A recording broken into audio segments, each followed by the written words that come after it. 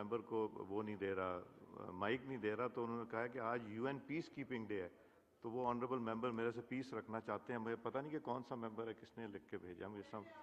اچھا سوری، وہ آپ نے بتایا. اچھا نہیں، اس کے بعد دیتے ہیں. میں پیس رکھنا چاہتا ہوں آپ سے ڈاکٹر صاحبہ.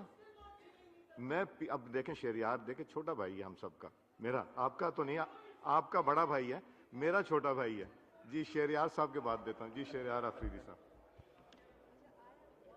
بسم اللہ الرحمن الرحیم. آنریبل اسپیکر صاحب، thank you so much. Honourable speaker صاحب، آگسٹ ہاؤس کو میں بتانا چاہوں گا کہ سب سے پہلے آپ کے بائی الیکشن میں میں تقریباً 1 مہینہ آپ کے خلاف آپ کے حلقے کے گھر گھر پھرتا رہا ہوں، اور اسی دوران میں آگسٹ ہاؤس کو یہ بتانا چاہوں گا اور اس فورم سے میسج دینا چاہوں گا کہ ایون آپ کے رشتہ داروں کے گھر میں جب میں گیا اور کنونسنگ کرنے، تو انہوں نے آپ کو کال کی وہاں سے کہ آپ کا پارلیمنٹیرین آپ کے حلقے میں آپ کے رشتہ داروں کو کنونس کرنے آیا ہے. میسج یہ ہے چیف اسپیکر صاحب کہ نظری اپنی جگہ، اختلافات، آئیڈیالوجیکل اختلافات اپنی جگہ، لیکن میں آپ کو سلام پیش کرتا ہوں کہ آپ نے ایز این اپوزیشن جتنا ٹاک شوز میں ہر لیول پر آپ کو کرٹیسائز کیا، آپ کے اگینسٹ ہم بائی الیکشنز میں گھر گھر پھرتے رہے، لیکن آپ نے مجھے ہمیشہ اور میری پارٹی کو عزت دی. تو hats of two you sir, اور اللہ آپ کو اور عزت دے. اس کے بعد میری بہن ہے آسیہ ناصر.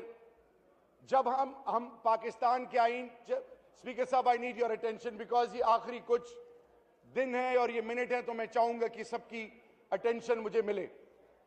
آنریبل اسپیکر صاحب، جب ہم میری بہن کے لیے اور تمام اقلیتی بہنوں اور بھائیوں کے لیے میسج ہے کہ جب ہم کہتے ہیں کہ پاکستان کا آئین قرآن اور سنت کے تابع ہے، تو اللہ اور اللہ کے رسول نے مائنورٹیز کو جو عزت دی ہے، کیونکہ مائنورٹیز اللہ کی مخلوق اور اللہ کو اپنی ذات کے بعد اپنی مخلوق بہت پیاری ہے.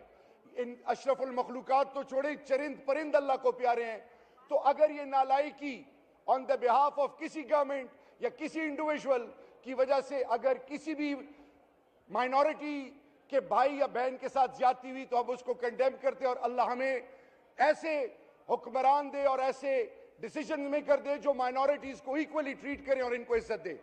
اب بات آتی ہے کہ میں آپ کو یہ بتانا چاہوں کہ جس ڈسٹرکٹ سے میرا تعلق ہے وہ oil and gas producing district ہے.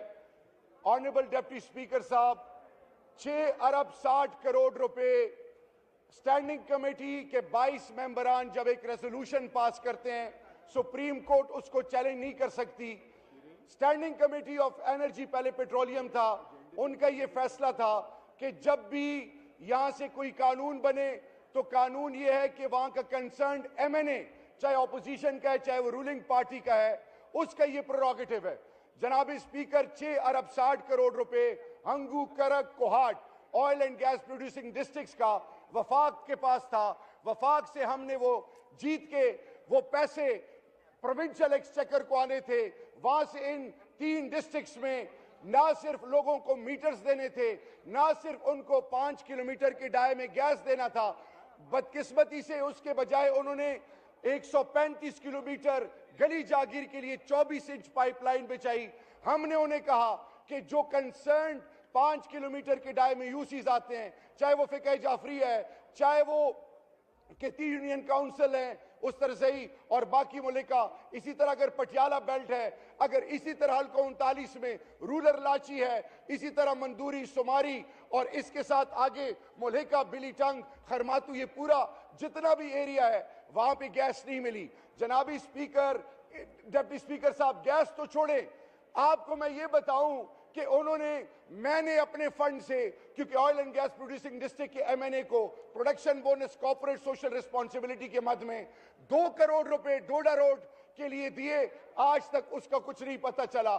1 کروڑ 40 لاکھ روپے دیے حافظ آباد اربن 2 کے لیے، اس کا کچھ پتہ نہیں چلا.